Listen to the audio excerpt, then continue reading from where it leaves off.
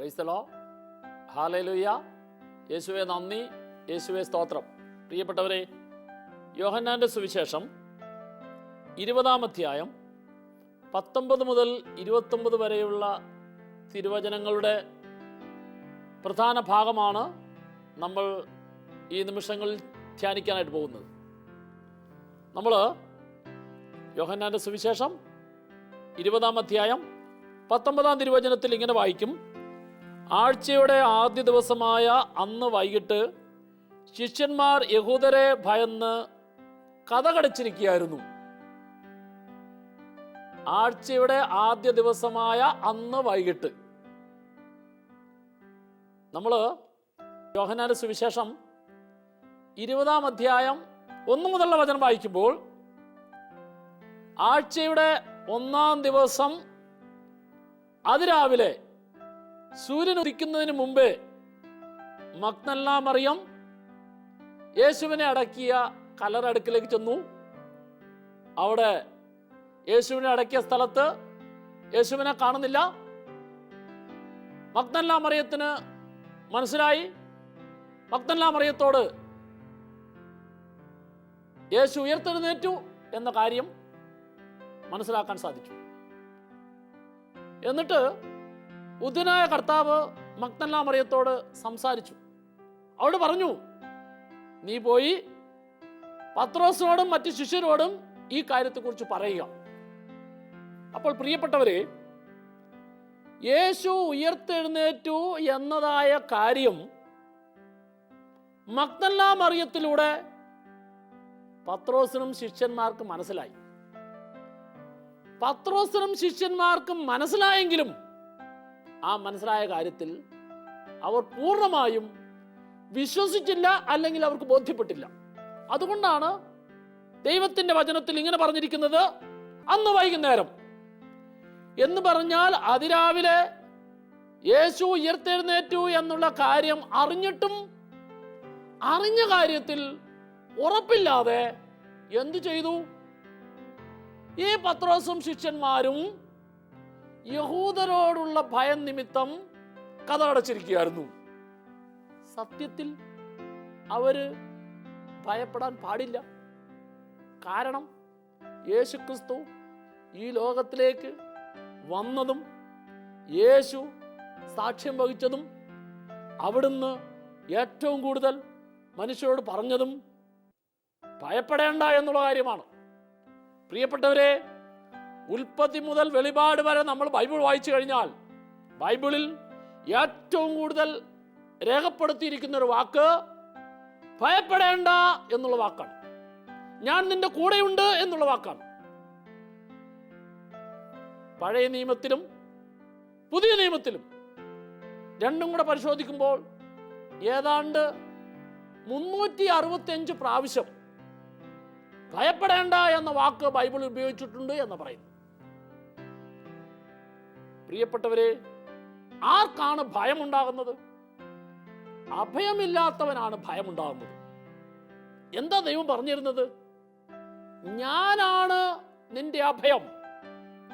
നിന്റെ രോഗത്തിൽ, നിന്റെ തകർച്ചയിൽ, നിന്റെ നഷ്ടത്തിൽ, നിന്റെ പരാജയത്തിൽ, നിനക്ക് ഈ ഭൂമിയിൽ ഏതെല്ലാം വിധത്തിലുള്ള കാര്യങ്ങൾ സംഭവിച്ചാലും ഈ സംഭവിക്കുന്ന ഓരോ കാര്യങ്ങളിലും ഞാൻ നിന്റെ കൂടെയുണ്ട്.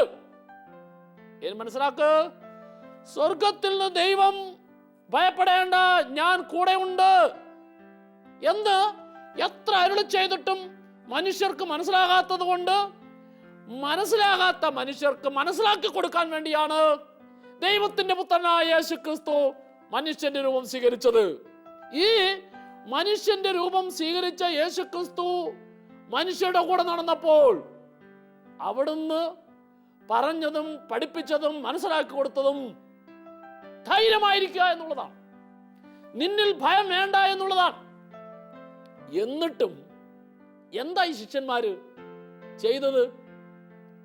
യേശുവിനെ യഹൂദന്മാർ പിടിച്ച് കുരിശിൽ തറച്ച് കൊന്ന് കല്ലറയിൽ അടക്കിയപ്പോൾ 3 വർഷം യേശുവിന്റെ കൂടെ നടന്നവരും യേശു ചെയ്തതായ അത്ഭുതങ്ങളും അടയാളങ്ങളും സ്വന്തം കണ്ണുകൊണ്ട് കണ്ടവരും അവര് യേശുവിനെ കല്ലറയിൽ അടക്കി കഴിഞ്ഞപ്പോൾ ഇതാ തങ്ങൾ ഭാവനയിൽ കണ്ടതായ കാര്യങ്ങൾ മുഴുവൻ അസ്തമിച്ചിരിക്കുന്നു.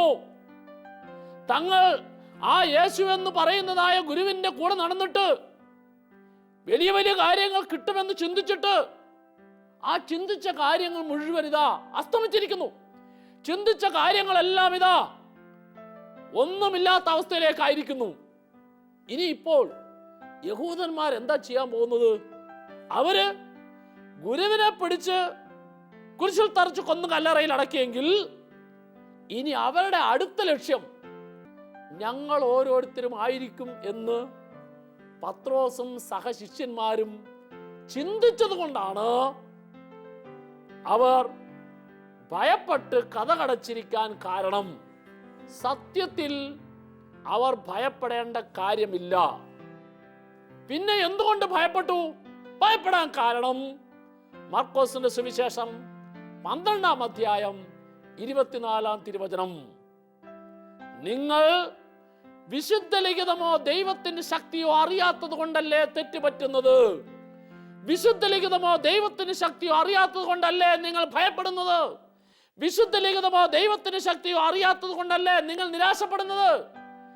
വിശുദ്ധ ലിഖിതമോ ദൈവത്തിന്റെ ശക്തിയോ അറിയാത്തത് കൊണ്ടല്ലേ നിങ്ങൾ ഇപ്പോഴും ദുഃഖത്തിലും പരാജയത്തിലും നഷ്ടത്തിലും നഷ്ടബോധത്തിലും കുറ്റബോധത്തിലും കഴിയുന്നത്?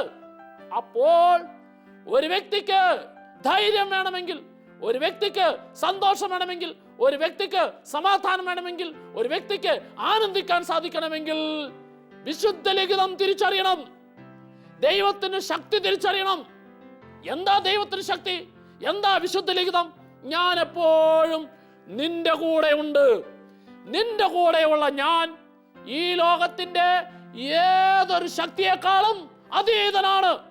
ഈ ലോകത്തിന്റെ ഏതെല്ലാം വഴികളെക്കാളും ആ വഴികളെല്ലാം, ഏതെല്ലാം അടഞ്ഞ വഴികളായാലും അടഞ്ഞ വഴികളെല്ലാം തുറക്കാൻ ശക്തിയുള്ളവനാണ് നിന്റെ കൂടെയുള്ളത് എന്ന സത്യമാണ് വിശുദ്ധ ലിഖിതം. ഈ വിശുദ്ധ ലിഖിതത്തെ സ്വീകരിക്കുകയും സ്വന്തമാക്കുകയും അനുഭവിക്കുകയും ചെയ്യുന്നവനാണ് അനുദിനം തൻ്റെ കൂടെ പ്രവർത്തിക്കുന്ന ദൈവത്തിന്റെ ശക്തിയെ സ്വന്തമാക്കാനായിട്ട് സാധിക്കുന്നത്. പ്രിയപ്പെട്ടവരെ, ഈ പത്രോസും കൂട്ടരും യഥാർത്ഥത്തിൽ പേടിക്കുകയല്ല ചെയ്യേണ്ടത്, സന്തോഷിക്കുക ചെയ്യേണ്ടത്. എന്താണെന്നറിയാവോ? 3 വർഷം യേശുവിൻ്റെ കൂടെ നടന്നപ്പോൾ യേശു 3 പ്രാവശ്യം അവർക്ക് പറഞ്ഞ് പഠിപ്പിച്ചു കൊടുത്തിട്ടുണ്ടായിരുന്നു. എന്താ പറഞ്ഞ് പഠിപ്പിച്ചു കൊടുത്തത്?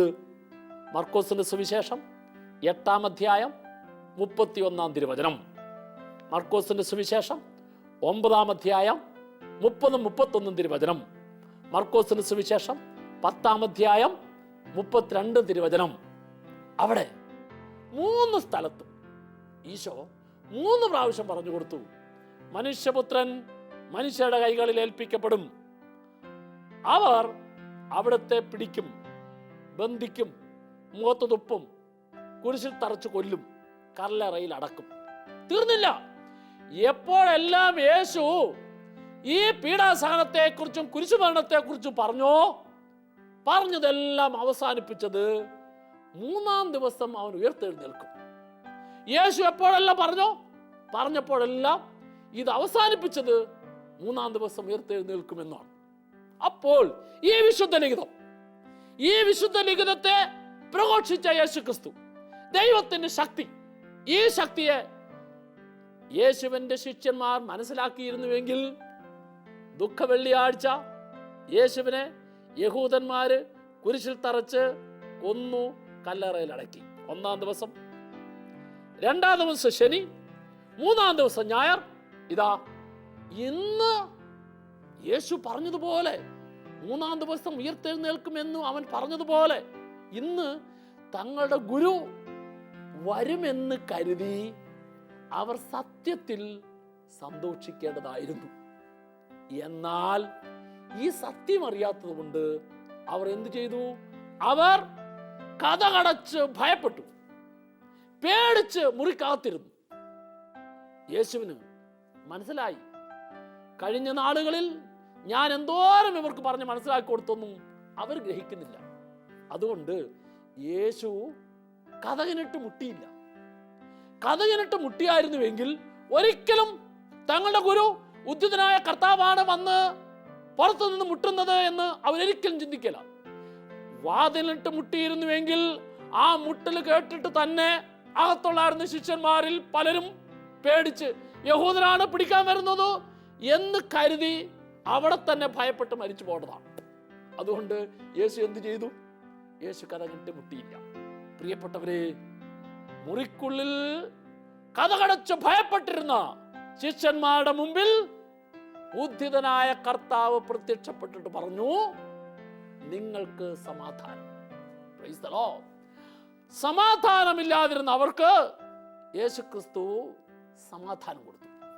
എന്നിട്ട് കർത്താവ്, ഉദ്ധിതനായ യേശു വളരെ പ്രധാനപ്പെട്ട ഒരു കാര്യം ചെയ്യുകയാണ്.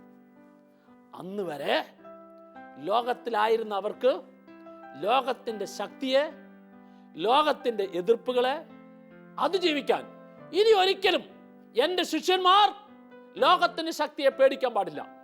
ലോകത്തിലെ മനുഷ്യ വ്യക്തികളുടെ ഏതെല്ലാം വിധത്തിലുള്ള വാക്കുകളെയും എതിർപ്പുകളെയും അവർ ഭയപ്പെടാൻ പാടില്ല. എന്തു ചെയ്തു? ഉദ്ധിതനായ കർത്താവ് തൻ്റെ ശരീരത്തിലെ 5 മുറിവുകളും, പ്രിയപ്പെട്ടവരെ, നമ്മൾ ഉയർത്തെഴുന്നേറ്റ കർത്താവിൻ്റെ രൂപം ശ്രദ്ധിച്ചിട്ടുണ്ടെങ്കിൽ കാണാൻ സാധിക്കും. യേശുവിൻ്റെ പീഡാസഹനത്തിൽ മുഖവും ശരീരവും കൈകാലുകളും എല്ലാം വ്രണം കൊണ്ട് നിറഞ്ഞത്, മുറിവ് കൊണ്ട് നിറഞ്ഞത്. ആ മുറിവ് കൊണ്ട് നിറഞ്ഞ ശരീരം ഉദ്ധാനം ചെയ്തപ്പോൾ ശരീരത്തിലെ മറ്റു മുറിവുകളെല്ലാം ഇല്ലാതായി. എന്നാൽ ഉദ്ധിതനായ കർത്താവിൻ്റെ ശരീരത്തിൽ 5 മുറിവുകൾ, കൈകളിൽ 2, കാലുകൾ 2, പാർശ്വത്തിൽ 1. നിങ്ങൾ മനസ്സിലാക്കുക, യോഹന്നാന്റെ സുവിശേഷം 20-ാം അധ്യായം 22-ാം തിരുവചനം. ഈ 5 മുറിവുകളെ ഉദ്ധിതനായ കർത്താവ് ശിഷ്യന്മാർക്ക് കാണിച്ചു കൊടുത്തിട്ട് പറഞ്ഞു, നിങ്ങൾ പരിശുദ്ധാത്മാവിനെ സ്വീകരിക്കുക. ഈശോ ഈ 5 മുറിവുകളും ശിഷ്യന്മാരെ കാണിച്ചിട്ടാണ് അവരോട് പറഞ്ഞത്, നിങ്ങൾ പരിശുദ്ധാത്മാവിനെ സ്വീകരിക്കുക. ഉദ്ധിതനായ കർത്താവ് അവർക്ക് പരിശുദ്ധാത്മാവിനെ നൽകി. പരിശുദ്ധാത്മാവിനെ കിട്ടിക്കഴിഞ്ഞപ്പോൾ അവരെല്ലാം സന്തോഷമുള്ളവരായി മാറി. അവിടെ ഉള്ളിൽ നിന്ന് ഭയം മാറി, ആകുലത മാറി, അസ്വസ്ഥ മാറി, നിരാശ മാറി. ലോകത്തിൻ്റെ ഏതെല്ലാം എതിർപ്പുകളെയും അതിജീവിക്കാൻ തക്ക വിധത്തിലുള്ള കരുത്തും ധൈര്യവും അവർക്ക് കിട്ടി. Price the Lord, price the Lord. പ്രിയപ്പെട്ടവരെ, ഇനി നമ്മൾ പരിശോധിക്കുമ്പോൾ ഈ കൂട്ടായ്മയിൽ, ഈ ഗ്രൂപ്പിൽ, യേശുവിൻ്റെ 12 ശിഷ്യന്മാരിൽ ഒരാൾ ഒറ്റിക്കൊടുത്തു, യൂദാസ്. അവൻ പോയി കെട്ടിത്തൂങ്ങി ചത്തു. അപ്പോൾ ബാക്കി 11. ഈ 11-ൽ യേശു ആദ്യം ശിഷ്യന്മാരുടെ മുമ്പിൽ പ്രത്യക്ഷപ്പെടുമ്പോൾ ആ ഗ്രൂപ്പിൽ 11 പേരില്ല, 10 പേരേ ഉള്ളൂ. ആ ഗ്രൂപ്പിൽ നിന്ന് തോമസ് പുറത്തുപോയി. എന്താ? മാനുഷിക രീതിയിൽ ചിന്തിച്ചാൽ ഈ 11 പേരിൽ അല്പം ധൈര്യം ഉണ്ടായിരുന്നത് തോമസിനായിരുന്നു. മാത്രമല്ല, വിശപ്പിൻ്റെ കാര്യത്തിൽ അല്പം കൂടുതൽ ഉണ്ടായിരുന്നു തോമസിനാണ്. കഴിഞ്ഞ 2 ദിവസമായിട്ട് ഭക്ഷണമൊന്നും കഴിക്കുന്നില്ല. ഇത് 3-ാമത്തെ ദിവസമാണ്. എന്താ? കൂടെ ഉണ്ടായിരുന്ന 11 പേരും പേടിച്ചു. ഏതായാലും പുറത്തിറങ്ങി ഭക്ഷണം കഴിച്ചിട്ട് ആ യഹൂദന്മാർ പിടിച്ച് അവർ കൊല്ലുന്നതിനേക്കാൾ ഭേദം ഭക്ഷണം കഴിക്കാതെ ഇവിടെ കിടന്ന് മരിച്ചിട്ടായാലും ഏതായാലും അവിടെ കൈകൊണ്ട് മരിക്കണമെന്നില്ല. അതുകൊണ്ട് എന്ത് ചെയ്തു? 11-ൽ 10 പേരും പുറത്തിറങ്ങാതെ അവിടെ തന്നെ കൂടി. ആകെ അല്പം ധൈര്യം ഉണ്ടായിരുന്നത് തോമസിന് മാത്രമാണ്. അതുകൊണ്ട് തോമസ് പറഞ്ഞു, എന്നെ അവർ പിടിച്ചാൽ ശരി, കൊന്നാൽ ശരി, ഇവിടെ പട്ടിണി കിടന്ന് മരിക്കുന്നേക്കാൾ ഭേദം ഭക്ഷണം കഴിച്ചിട്ട് അവിടെ കൈകൊണ്ട് മരിക്കുന്നതാണ്. അതുകൊണ്ട് എന്ത് ചെയ്തു? തോമസ് ഈ ഗ്രൂപ്പിൽ നിന്ന് വിട്ടുപോയി. നിങ്ങൾ മനസ്സിലാക്കേണ്ടത് എന്താണെന്നറിയോ? തോമസ് ഭക്ഷണമൊക്കെ കഴിച്ച് തിരിച്ചു വന്നു കഴിഞ്ഞപ്പോൾ അവൻ കാണുന്നത് തൻ്റെ കൂടെ ഉണ്ടായിരുന്ന ആ 10 പേര് താൻ പോയതുപോലെയല്ല. പോയപ്പോൾ ഉണ്ടായിരുന്ന അവരുടെ ഭയവും ഉത്കണ്ഠയും നിരാശയും രക്ഷയില്ല എന്നുള്ള ചിന്തയും അത് മുഴുവൻ മാറിയിരിക്കുന്നു. 10 പേർക്കും ധൈര്യമായി, സന്തോഷമായി, സമാധാനമായി അവർ പറയാൻ തുടങ്ങി, ഞങ്ങൾ കർത്താവിനെ കണ്ടു, ഞങ്ങൾ കർത്താവിനെ കണ്ടു. പ്രിയപ്പെട്ടവരെ, 10 പേർക്കും വലിയ സന്തോഷം. എന്നാൽ കർത്താവിനെ കണ്ടു, ഞങ്ങൾക്ക് കർത്താവ് പരിശുദ്ധാത്മാവിനെ തന്നു, അതാണ് ഈ സന്തോഷം, അതാണ് ഈ സമാധാനം, ഇനി ഞങ്ങൾക്ക് ആരെയും പേടിയില്ല എന്നതായ മനോഭാവത്തോടു കൂടി പത്രോസും മറ്റുള്ളവരും തോമസിനോട് സംസാരിച്ചപ്പോൾ തോമസിൻ്റെ ഉള്ളിൽ അംഗീകരിക്കാൻ പറ്റാത്തതായൊരു ചിന്ത. അതെന്താണെന്നറിയാവോ? ഈ 10 പേർക്കും ഉദ്ധിതനായ കർത്താവ് കൊടുത്ത ധൈര്യത്തിൻ്റെ ആത്മാവിനെ, ശക്തിയുടെ ആത്മാവിനെ, വിജയത്തിൻ്റെ ആത്മാവിനെ എനിക്കും കിട്ടാതെ ഞാൻ നിങ്ങൾക്ക് കിട്ടി എന്ന് പറയുന്ന, നിങ്ങൾ കണ്ടു എന്ന് പറയുന്ന ആ യേശു ക്രിസ്തുവിനെ ഞാൻ വിശ്വസിക്കില്ല. നിങ്ങൾ എന്തോരം പറഞ്ഞാലും ഞാൻ അവനെ എൻ്റെ കണ്ണുകൊണ്ട് കാണാതെ, ഞാൻ അവൻ്റെ വിലാപ്പുറത്ത് എൻ്റെ കൈവെക്കാതെ ഞാൻ അവൻ വിശ്വസിക്കില്ല. പ്രിയപ്പെട്ടവരെ, ഒരു വിധത്തിൽ പറഞ്ഞാൽ തോമസിൻ്റെ ഈ ശാഠ്യ മനോഭാവം എന്താണ് എന്ന് നമ്മൾ ചിന്തിക്കും. എന്നാൽ തോമസിൻ്റെ ഈ ശാഠ്യ മനോഭാവത്തിൻ്റെ പിന്നിൽ ഒരു ദൈവിക ഇടപെടലുണ്ട്. എന്താണെന്നറിയാവോ? 1 യോഹന്നാൻ 1-ാം അധ്യായം 1-ാം തിരുവചനം. അവിടെ വചനം ഇങ്ങനെ സാക്ഷ്യപ്പെടുത്തുന്നു, ആദ്യം മുതൽ ഉണ്ടായിരുന്നതും ഞങ്ങൾ കേട്ടതും സ്വന്തം കണ്ണുകൊണ്ട് കണ്ടതും കൈകൊണ്ട് സ്പർശിച്ചതും സൂക്ഷിച്ച് വീക്ഷിച്ചതുമായ ജീവന്റെ വചനത്തെ കുറിച്ചാണ് ഞങ്ങൾ സാക്ഷ്യപ്പെടുത്തുന്നത്. അപ്പോൾ പത്രോസ് ഒഴികെ മറ്റു ശിഷ്യന്മാരെല്ലാം ഉദ്ധിതനായ കർത്താവിനെ കണ്ണുകൊണ്ട് കണ്ടു, ആ കർത്താവിന്റെ വാക്കുകൾ കാതുകൊണ്ട് കേട്ടു.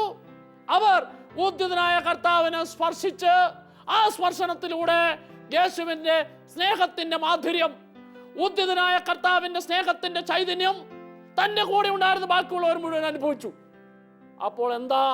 ഈ അനുഭവം മറ്റുള്ളവർക്കുള്ളതുപോലെ തോമസിനില്ല. തോമസ് ഉദ്ധിതനായ കർത്താവിനെ കാണണം, തൊടണം, സ്പർശിക്കണം, എങ്കിൽ മാത്രമേ ഉദ്ധിതനായ കർത്താവിന് സാക്ഷ്യം വഹിക്കാൻ പറ്റുള്ളൂ. ഈ ഒരു ചിന്ത തോമസിന്റെ ഉള്ളിൽ നിറഞ്ഞതുകൊണ്ട് തോമസ് പറഞ്ഞു, ഞാൻ അവനെ എൻ്റെ കണ്ണുകൊണ്ട് കാണാതെ, അവന്റെ പാർശ്വത്തിൽ എൻ്റെ കൈ വയ്ക്കാതെ ഞാൻ വിശ്വസിക്കുക. ഈ ശാഠ്യ മനോഭാവമായിട്ട് അവരുടെ കൂടെ ആയിരുന്ന തോമസിന് വേണ്ടി, പ്രിയപ്പെട്ടവരെ, വചനം ഇങ്ങനെ പറയുന്നു. യോഹന്നാന്റെ സുവിശേഷം 20-ാം അധ്യായം 24 മുതൽ 29 വരെയുള്ള വചനത്തിൽ 8 ദിവസങ്ങൾക്ക് ശേഷം ഉദ്ധിതനായ കർത്താവ് വീണ്ടും ശിഷ്യന്മാരുടെ മുമ്പിൽ പ്രത്യക്ഷപ്പെടുകയാണ്. ഇത് 2-ാം പ്രാവശ്യമാണ് ശിഷ്യന്മാരുടെ മുമ്പിൽ യേശു പ്രത്യക്ഷപ്പെടുക. അപ്പോൾ ഇനി നിങ്ങൾ മനസ്സിലാക്കുക, എന്തുകൊണ്ട് തോമസിന് ആദ്യത്തെ പ്രാവശ്യം യേശു പ്രത്യക്ഷപ്പെട്ടപ്പോൾ ഉദ്ധിതനായ കർത്താവിനെ കാണാൻ പറ്റിയില്ല? കാണാൻ പറ്റാത്തതിൻ്റെ പ്രധാനപ്പെട്ട കാരണം തോമസ് കൂട്ടായ്മയിൽ നിന്നും അകന്നു പോയതുകൊണ്ടാണ്. ഇവിടെ എനിക്കും നിനക്കും പറഞ്ഞിരുന്നൊരു സംഭവമുണ്ട്.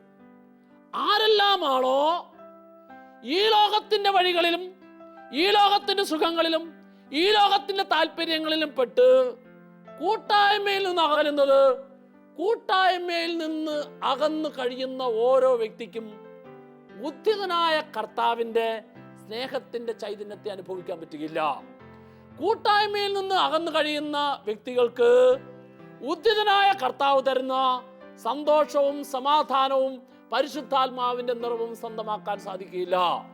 അതുകൊണ്ട് ഒരു ഭർത്താവ് എത്രമാത്രം കഴിവും തൻ്റെ ഇടവും പ്രാപ്തിയുമുള്ള വ്യക്തിയായാലും ഭർത്താവ് തൻ്റെ ഭാര്യയുമായിട്ടുള്ള സ്നേഹത്തിന്റെ കൂട്ടായ്മ എന്ന് പറഞ്ഞാൽ, ഒരു സ്ത്രീയെയും പുരുഷനെയും വിവാഹം എന്ന കൂദാശയുടെ കർത്താവ് കൂട്ടിയോജിപ്പിക്കുന്നത് ഒരു കൂട്ടായ്മയിൽ എന്നും എപ്പോഴും ആയിരിക്കുന്നതിന് വേണ്ടിയിട്ടാണ്.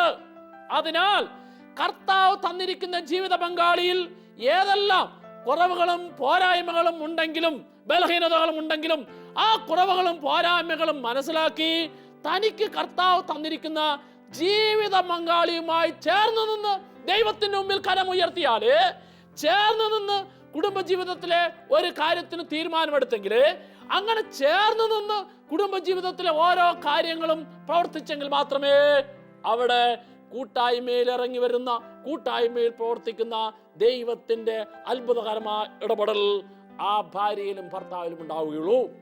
അതുപോലെ ഒരു അപ്പനോ അമ്മയോ മക്കളോ അവരിൽ തന്നെ ഏതെല്ലാം വിധത്തിലുള്ള കഴിവുകളും ഏതെല്ലാം വിധത്തിലുള്ള ഗുണങ്ങളും ഉള്ള വ്യക്തികളായാലും അപ്പൻ അമ്മ മക്കൾ എന്നുള്ളതായ കുടുംബത്തിന്റെ കൂട്ടായ്മയിൽ നിന്ന് അകന്നു നിന്നാൽ, എൻ്റെ അപ്പൻ ശരിയല്ല, എൻ്റെ അമ്മ ശരിയല്ല, എൻ്റെ ആ മകൻ ശരിയല്ല, എൻ്റെ ആ മകൾ ശരിയല്ല എന്ന് ശരിയല്ലാത്തവരിലേക്ക് നോക്കി കൂട്ടായ്മയിൽ നിന്ന് നീ ആരെയെങ്കിലും അകറ്റി നിർത്തുന്നു എങ്കിൽ മനസ്സിലാക്കുക, കൂട്ടായ്മയിൽ നിന്ന് അകന്നു നിൽക്കുന്ന വ്യക്തികളിൽ, അകറ്റി നിർത്തുന്ന വ്യക്തികളിൽ ദൈവത്തിന്റെ ഇടപെടൽ ഉണ്ടായില്ല. ഉദ്ധിതനായ കർത്താവിന് കടന്നു വന്ന് അവിടെ പരിശുദ്ധാത്മാവിന്റെ നിറവ് തരാനായിട്ട് സാധിക്കില്ല. അതിനാൽ ദൈവത്തിന്റെ ഇടപെടലും പ്രവർത്തനവും എപ്പോഴും ഉണ്ടാകുന്നത് കൂട്ടായ്മയിലാണ്. തോമസ് യേശുവിന്റെ ശിഷ്യന്മാരുടെ കൂട്ടായ്മയിൽ നിന്നും അകന്നു നിന്നപ്പോൾ അവന് ഉദ്ധിതനായ കർത്താവിനെ കാണാൻ, ആ കർത്താവിലൂടെ പരിശുദ്ധാത്മാവിനെ സ്വീകരിക്കാൻ സാധിച്ചില്ല. ഇതാ വീണ്ടും ആ ശിഷ്യന്മാരുടെ കൂട്ടായ്മയിൽ ചേർന്ന് നിന്നപ്പോഴാണ് രണ്ടാം പ്രാവശ്യം കർത്താവ് പ്രത്യക്ഷപ്പെട്ടപ്പോൾ തോമസിനെ കാണാനായിട്ട് സാധിച്ചത്. ആ കൂട്ടായ്മയിൽ നിന്ന്, ശിഷ്യന്മാരുടെ കൂട്ടായ്മയിൽ നിന്ന് തോമസിനെ യേശു വിളിച്ച് മുമ്പോട്ട് കൊണ്ടുവന്നു. എന്നിട്ട് പറഞ്ഞു, നീ ഏതെല്ലാം കാര്യങ്ങളിൽ ശാഠ്യം പിടിച്ചോ, ഇതാ നീ കാണുക, എൻ്റെ കൈകളിലെ ആണികളുടെ പഴുത് നീ കാണുക, എൻ്റെ വിലാപ്പുറത്ത് നീ കൈവയ്ക്കുക, എൻ്റെ ഈ വിലാപ്പുറത്തുള്ള ആ മുറിവുകളിൽ നിന്റെ വിരലിടുക. ഈശോ പറഞ്ഞു, അവിശ്വാസിയാകാതെ വിശ്വാസിയായിരിക്കാം. പ്രിയപ്പെട്ടവരെ, അന്ന് വരെ ഈ ഉദ്ധിതനായ കർത്താവിനെ അനുഭവിക്കാനും സ്വന്തമാക്കാനും സ്വീകരിക്കാനും അവൻ്റെ ബുദ്ധിയുടെയും ചിന്തയുടെയും നാവിൻ്റെയും തലങ്ങളിൽ ഏതെല്ലാം കാര്യങ്ങൾ തടസ്സമായിട്ടുണ്ടായിരുന്നോ, ആ തടസ്സമായിട്ടുണ്ടായിരുന്നതിന് മുഴുവൻ ഉദ്ധിതനായ കർത്താവിൻ്റെ മുമ്പിൽ തോമസ് പരിപൂർണമായിട്ടും അടിയറ വെച്ചിട്ട് പറഞ്ഞു, എൻ്റെ കർത്താവേ, എൻ്റെ ദൈവമേ. സഹോദര സഹോദരി, തോമസിൻ്റെ ഈ അടിയറ വയ്ക്കലിലൂടെ എനിക്കും നിനക്കും ദൈവത്തിൻ്റെ വചനം പറഞ്ഞിരുന്നൊരു കാര്യമുണ്ട്. നിന്റെ ബുദ്ധി കൊണ്ട് ദൈവിക രഹസ്യങ്ങളെ, നിന്റെ ചിന്ത കൊണ്ട്, നിന്റെ അറിവ് കൊണ്ട്, നിന്റെ കഴിവുകൊണ്ട് ചിലപ്പോൾ ദൈവത്തിന്റെ പ്രവർത്തനങ്ങളെ സ്വീകരിക്കാനും ദൈവത്തിന്റെ പ്രവർത്തനം അംഗീകരിക്കാനും ചിലപ്പോൾ നിനക്ക് തടസ്സമായി തീർന്നേക്കാം.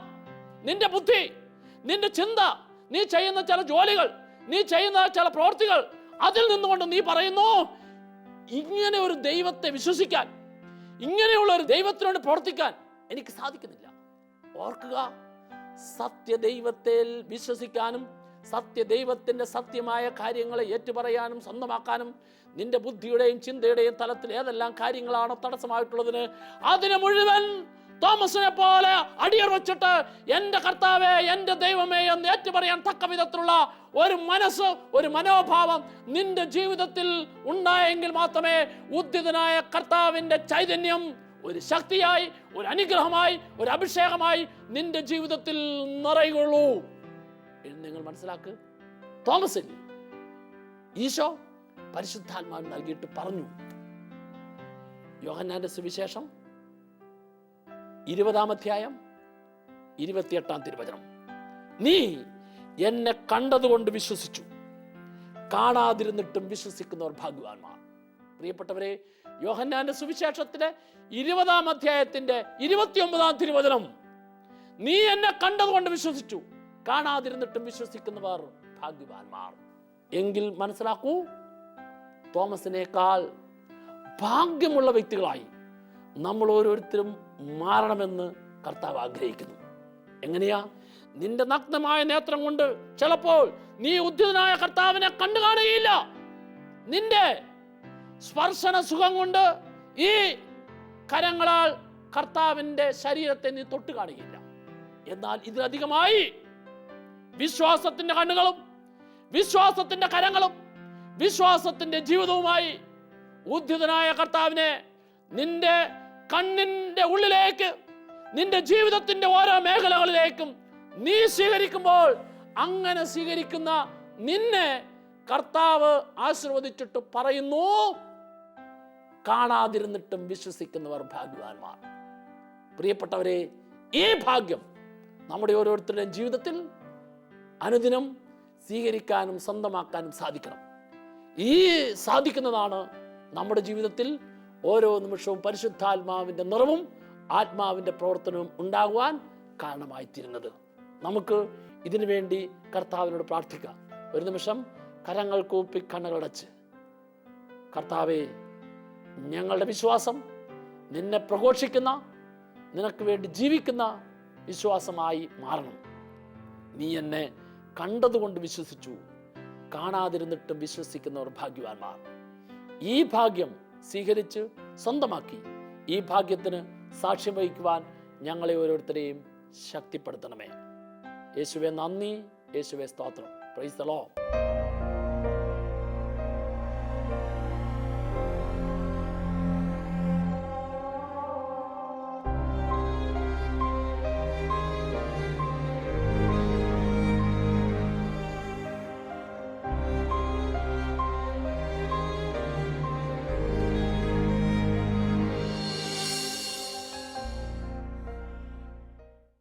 വിശദ വിവരങ്ങൾക്ക് director, divine vision, divine retreat centre, Muringoor, Chalakudy 680316, Kerala, south India. Telephone 0091-480-270-8098, 0091-480-270-2613. Fax 0091-480-270-8097. Email mail.divintv@gmail.com. Website www.drcm.org.